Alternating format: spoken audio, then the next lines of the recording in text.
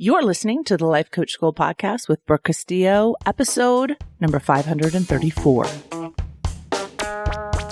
Welcome to part 2 of being a badass. In this segment, we are going to talk about the obstacles. Now, to review, in part 1, we talked about what being a badass is and my definition and the components that I include in defining badassery.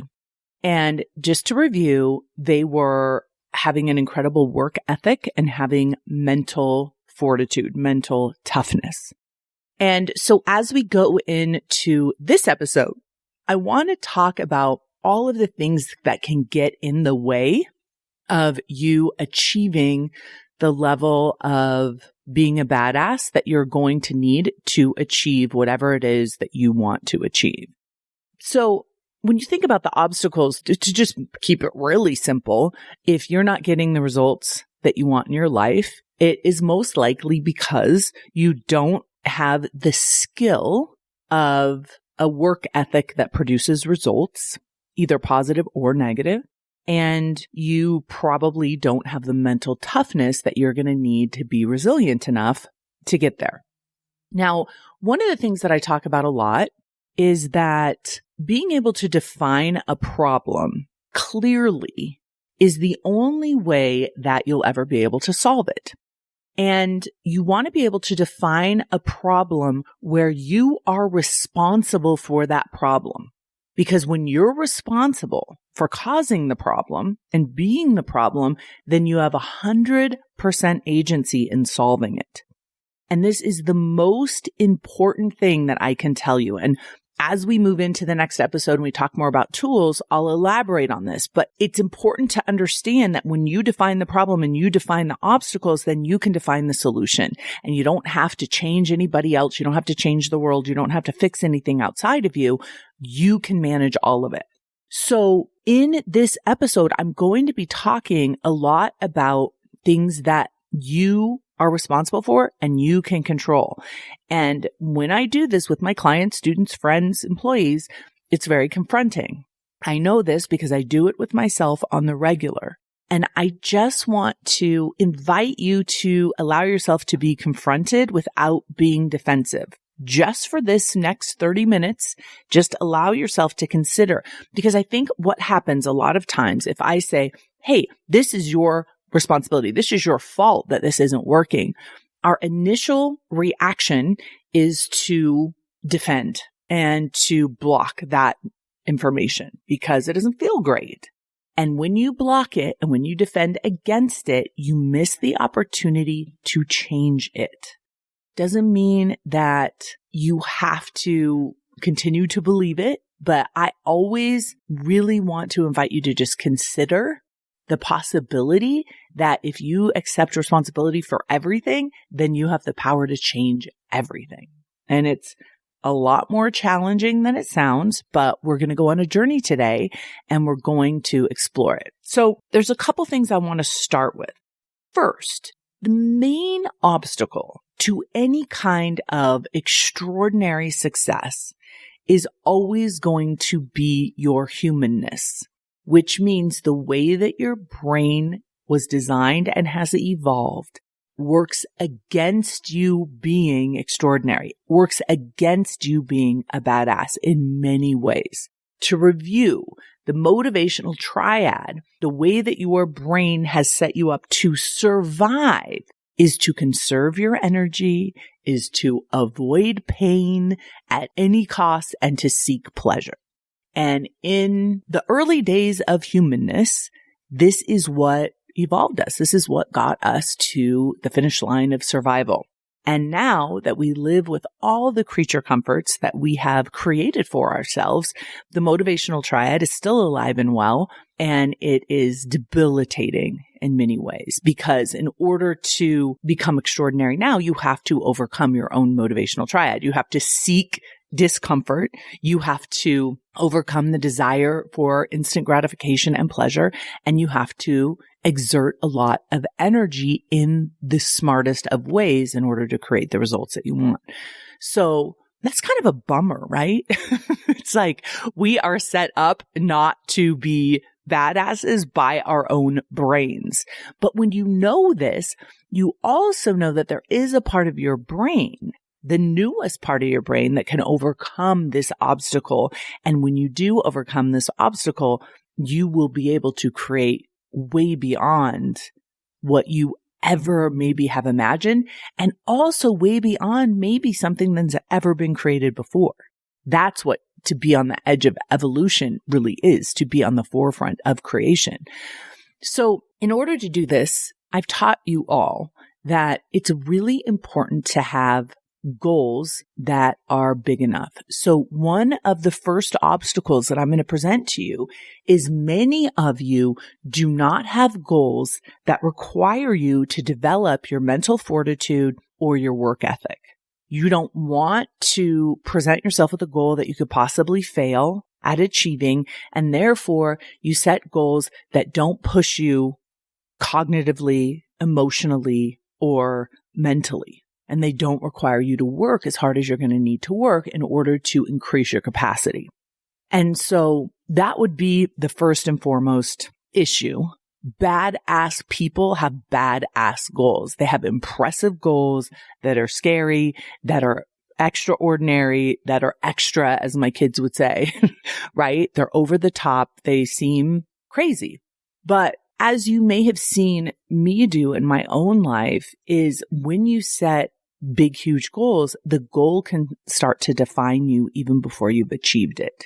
And that is really important, because if you're setting really small goals, you are defining yourself by a very small goal, by a very easy accomplishment. And you know it's easy for you. And then when you don't, or if you don't accomplish that goal, that is so defeating. Versus having a goal that maybe you fail at, but you know that you're going to fail at it because it's such a big goal that it requires failure. And the more you fail, the more you produce results, the more you learn, the stronger you get, the better your work ethic. Because when you go out there into the world and you try to achieve something and it doesn't work and you don't create the result that you want, that's when you double down on your effort. And you do it again and you do it again and you do it again. And then eventually you produce a result with ease that once was seemingly impossible. That's badassery. That's how you become a badass. So I would say that the motivational triad and small goals are the first major obstacles that you're going to run into between where you are now and being the badass that you ultimately want to be. The next one I would say is fragility. And I highly recommend that you look up on my podcast, Anti-Fragile. I did a podcast on being anti-fragile, and it is one of the most important podcasts that you can listen to because it is a trend right now from what I can see. And I see a lot, right? I see a lot of students, a lot of employees, a lot of clients presenting with a level of fragility that is defeating them, right? It is hurting them. And what being fragile or anti-fragile means is that when you face a trauma or a challenge in your life, that is an opportunity. If you get broken down by it, it's an opportunity to rebuild and make yourself stronger in those broken places. If you aren't putting yourself out there to expose your fragility, you can never become stronger. You can never become anti-fragile. If you're not willing to break down the muscle, there's no way for us to build it bigger. And as human beings, it is our nature to become stronger as we face challenges. And so if you are avoiding challenges, hiding from challenges, or becoming completely incapacitated or defeated by every single thing that happens to you out there in the world, it's going to be very difficult for you to create what you want in the world. And so I'm going to talk about it in the next podcast, but becoming and embracing your anti-fragility and using your obstacles and using your traumas and using your mistakes and your failures to make yourself stronger is that secret path to creating mental strength, and an incredible work ethic. Fragility weakens us, right? And you'll know that you're doing it if you are constantly making excuses. Okay, so look at your life honestly. Explore your challenges honestly. If you're constantly coming up with excuses as to why you are exhausted or overwhelmed or need healing or unable to move forward, you're probably, identifying as fragile and, really embracing victimhood. And that's just not going to work. It's just not going to work in terms of creating fortitude in your life. Okay, the second one, this is a huge one if you're anything like me, I call approval whoring, where you're constantly seeking approval.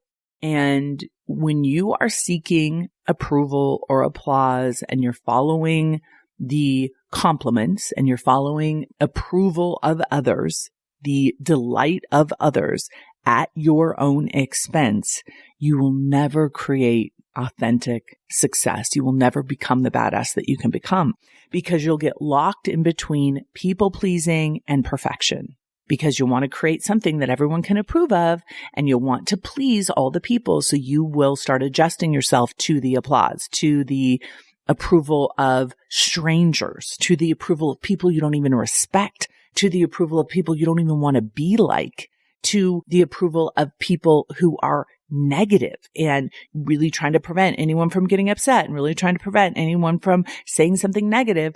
Think about this for a minute. I see this constantly. There's a group of people that you don't respect, that you don't admire, that you would never trade places with, that you don't think they have the work ethic that's required or the mental fortitude, and they're maybe not approving of you. And people spend entire lifetimes trying to win over people that don't approve of them.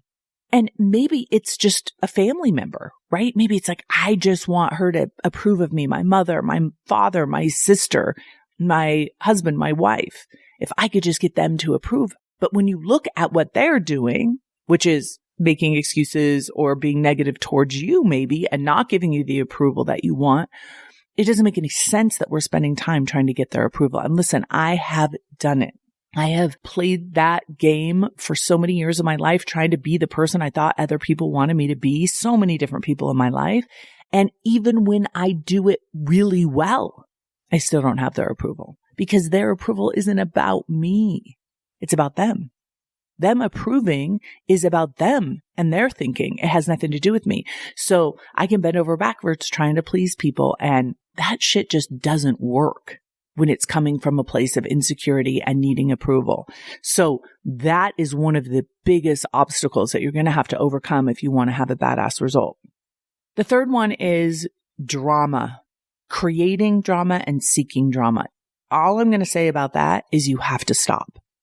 You have to stop creating drama where there is none, overreacting to stuff, overwhelming to things, making things bigger than they are, creating scenarios that are factually benign, but our brain is dramatizing them in a way that we can't even function beyond them.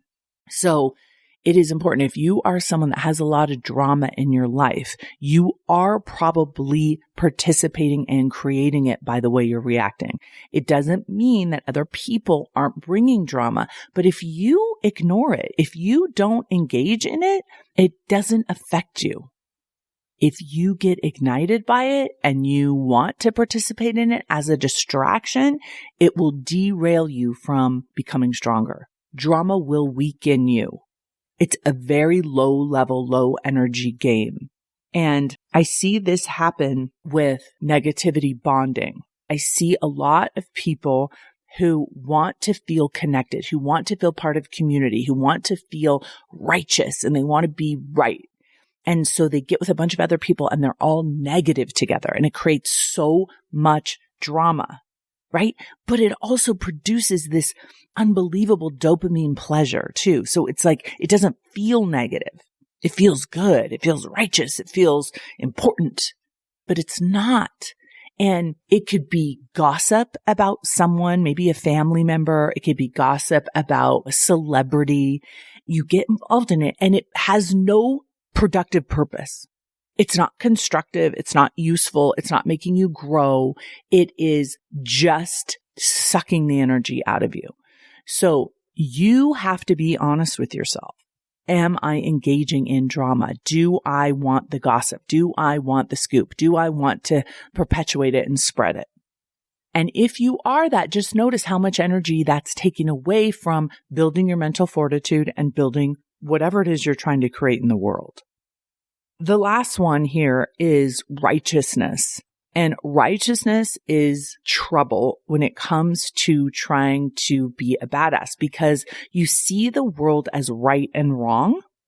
And there's a lot of blaming that will happen, because if you see the world as right or wrong, you're always going to want to be right. And you're always going to want to be on the side of good. And that's impossible because you're a human being. Sometimes you're going to be wrong. Sometimes you're going to make mistakes. Sometimes you're going to do something negative and bad that you're going to feel bad about. And that's part of being human. And if you're always trying to be right and you're always trying to be like, I'm a good guy and I'm on the right side, you're always going to have to be putting down the people that are wrong and bad in your eyes.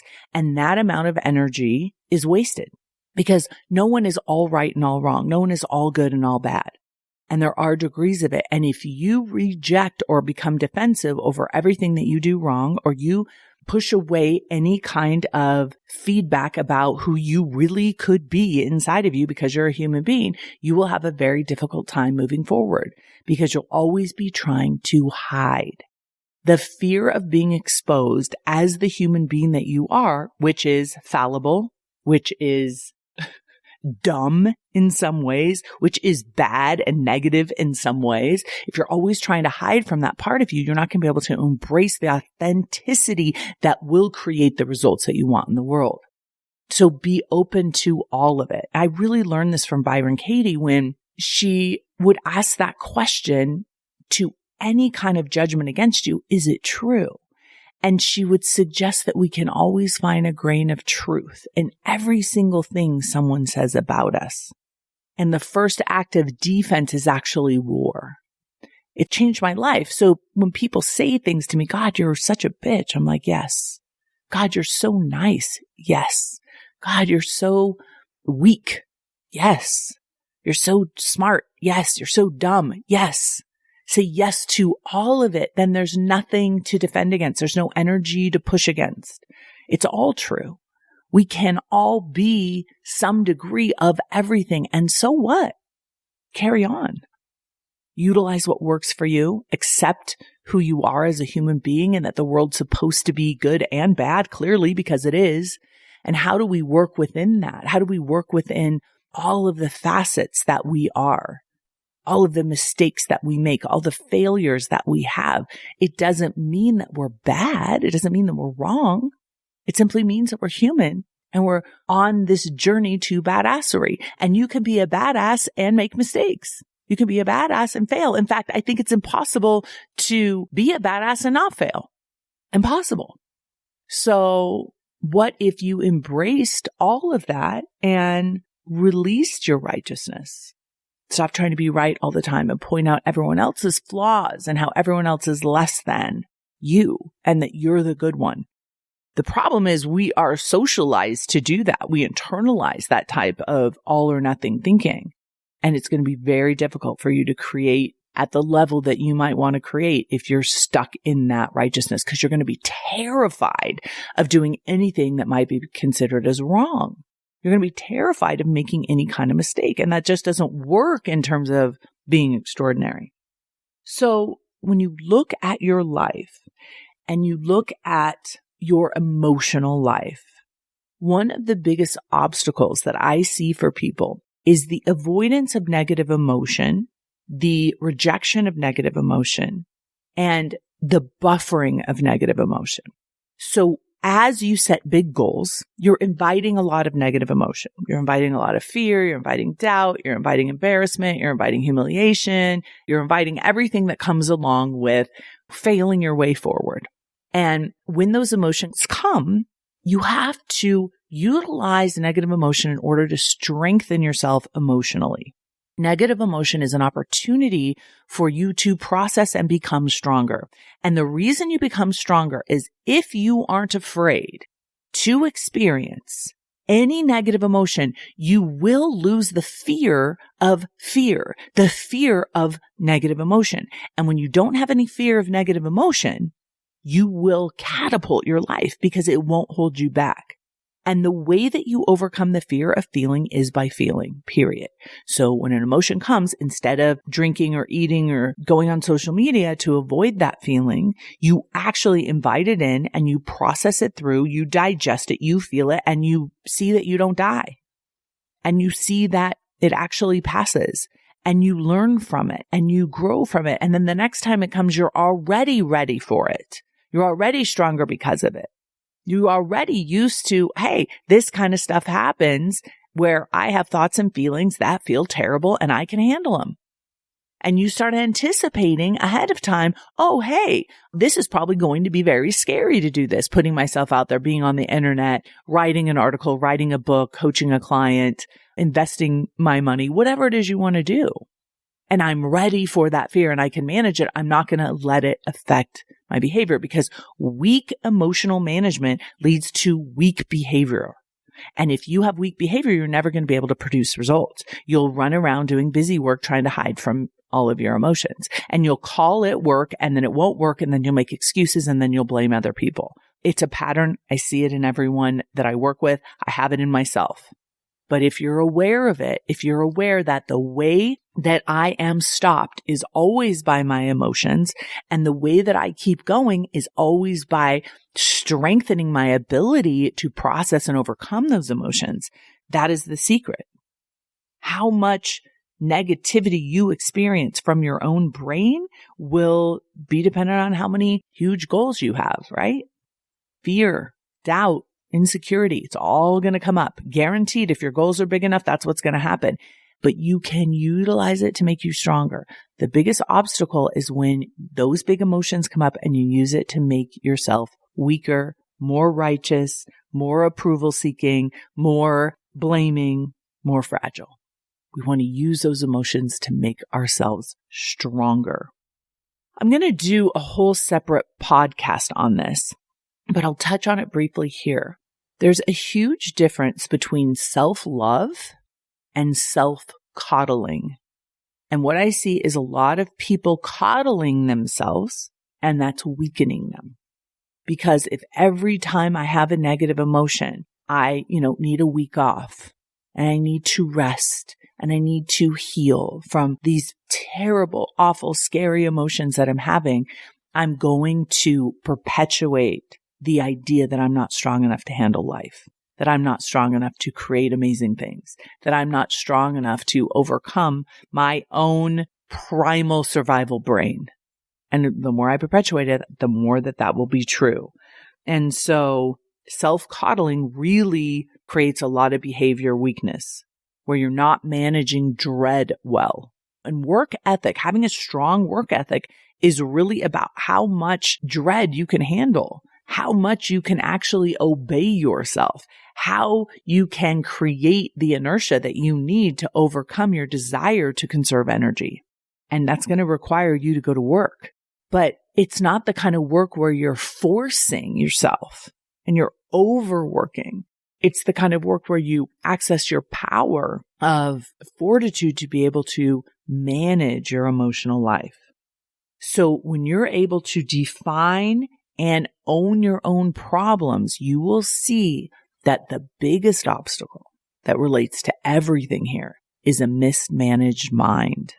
If you are not managing your mind, you will have all of these negative emotions and you will have all of these negative thoughts that create them, and they will just be running in the background.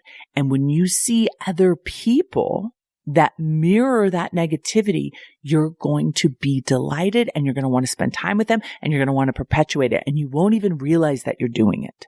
You'll be like, why do I feel so good with Jenny? Because Jenny hates this as much as I do. And Jenny agrees that this is too hard and agrees that this isn't a good idea and agrees that, we need more rest and relaxation and healing and escapism. Or I want to hang out with this person because they like to overeat and they like to overdrink and they like to party, and that's a nice escape for me. And you won't even realize how much drama and negativity you're creating without even knowing it. And so when you look at your life honestly and you look at everything that I've talked about here, all the obstacles that I've listed here, you will for sure find yourself in them. You will know, yeah, I do that. And I am doing this. And I want you to not use that against yourself, but use that for yourself. Hey, what would it be like if I didn't seek out drama? I didn't seek out approval. I didn't use circumstances and situations and my past to weaken myself. And instead, I used it to strengthen myself and grow myself. And I used all of the weights in my life, as the metaphor is all the weights in the gym that I had to lift to make myself stronger and to make myself work harder and smarter and produce results. The goal is to produce as many results as you can. Half of them will be terrible, and you will use those terrible results as an opportunity to strengthen your emotional and cognitive life and to go again. That's as simple as it is. You're either going to use your failures to weaken you or your failures to strengthen you. Anti-fragility means you use your failures to strengthen you. Okay? If you need a metaphor for this, picture the little kid learning how to walk. The only way they ever learn how to walk is by failing 1,000 times. The failures, the falls is what makes them strong because they have to get up. And if they just give up and sit on the ground, they'll never learn to walk because they'll never get the strength that they need. So you know in your deepest knowing if you are doing this to yourself.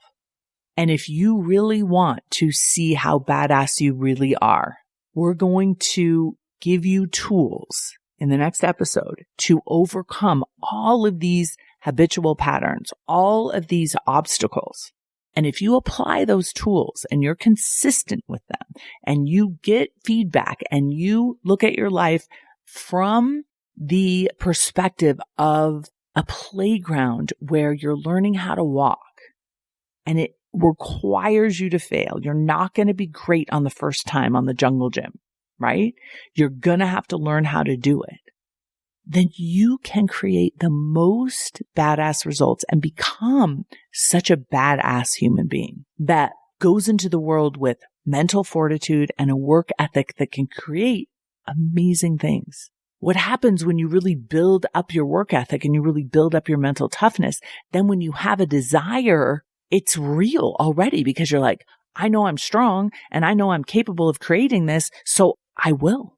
And you get to enjoy the idea of it like you're enjoying a planned vacation because you know that you can create the result. It may take longer than you think, may take more failures than you think, but you know you'll stick with it. You know you're resilient. You know that you're strong.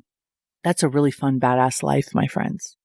It's not for everyone. Not everyone is going to step up to the plate and be willing to do that. And that's okay. But this is for those of you who are, who want this, who need just a little bit of knowledge, just a little bit of instruction in order to take your life to the next level. Those are the people I want to work with. The people that are already badass, but want to become more badass. The people that are already strong, they're already working at it, they're already going for it, and they want to go to the next level. So join me next week in the next podcast where I'm going to talk about the tools that you need to start practicing and start utilizing on the regular basis to overcome all the obstacles that I just talked about. So I hope you have the most beautiful week. I'll talk to you next week. Take care. Bye-bye.